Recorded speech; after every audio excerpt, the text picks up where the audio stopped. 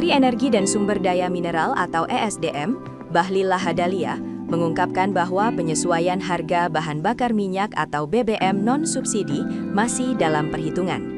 Penyesuaian harga akan dilakukan setelah perhitungan tersebut selesai dilakukan oleh pemerintah bersama badan usaha. Mengenai BBM yang RON atau Research Octane Number 92, 95, 98, termasuk dengan solar yang Pertamina Dex, itu nanti akan melakukan penyesuaian setelah perhitungan selesai. Sekarang masih melakukan exercise.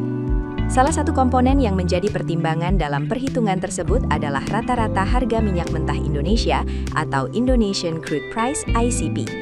Dalam hal ini, Bahlil berharap harga minyak mentah akan kembali melandai seiring dengan gencatan senjata yang dilakukan oleh Iran dan Amerika Serikat. Mengenai pasokan minyak mentah atau crude, Bahlil mengatakan bahwa pemerintah masih melakukan komunikasi intens terkait 2 kapal yang tertahan di Selat Hormuz. Insya Allah doakan bisa cepat. Dengan redanya ada jeda 2 minggu daripada eskalasi di Timur Tengah, mudah-mudahan bisa cepat selesai, imbuh Bahlil.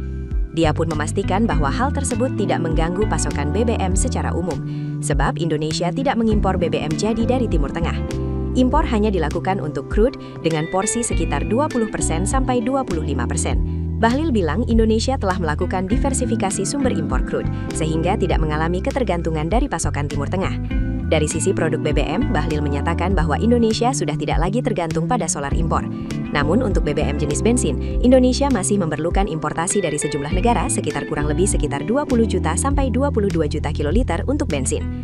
Pada kesempatan yang berbeda, Sekretaris Direktorat Jenderal Minyak dan Gas atau Ditjen Migas Kementerian ESDM Muhammad Rizwi Jilani Safisjam mengungkapkan bahwa porsi impor minyak bensin masih dominan. Kementerian ESDM mencatat total kebutuhan minyak bensin pada tahun 2025 mencapai 100.986 kiloliter per hari.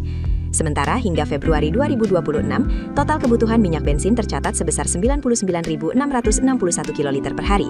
Dari jumlah tersebut, porsi impor minyak bensin mencapai 60,18% pada tahun 2025 dan sebesar 59% dari kebutuhan per Februari 2026. Berdasarkan data per 1 April 2026, impor minyak bensin paling banyak berasal dari Singapura dengan porsi 64,23% terhadap volume impor. Indonesia juga mengimpor minyak bensin dari Malaysia 27,18%, Oman 5,55%, dan Uni Emirat Arab 3,03%. Sedangkan untuk minyak solar, Rizwi menjelaskan terdapat dinamika yang berbeda terutama dari sisi impor. Kebutuhan relatif meningkat, namun impor berhasil ditekan dari 12,17% di tahun 2025 menjadi hanya 6,26% di tahun 2026 sampai dengan Februari.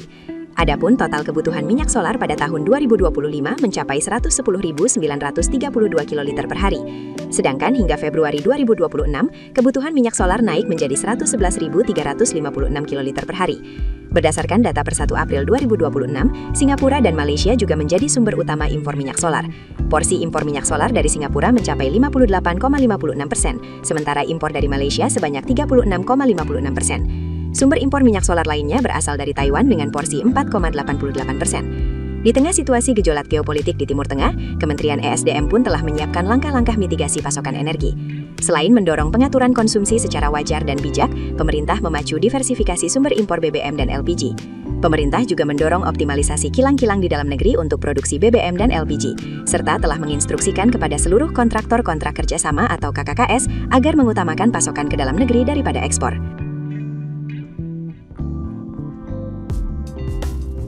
Keputusan bisnis terbaik datang dari data, bukan tebakan. Mudah berlangganan Business Insight dengan subscribe with Google.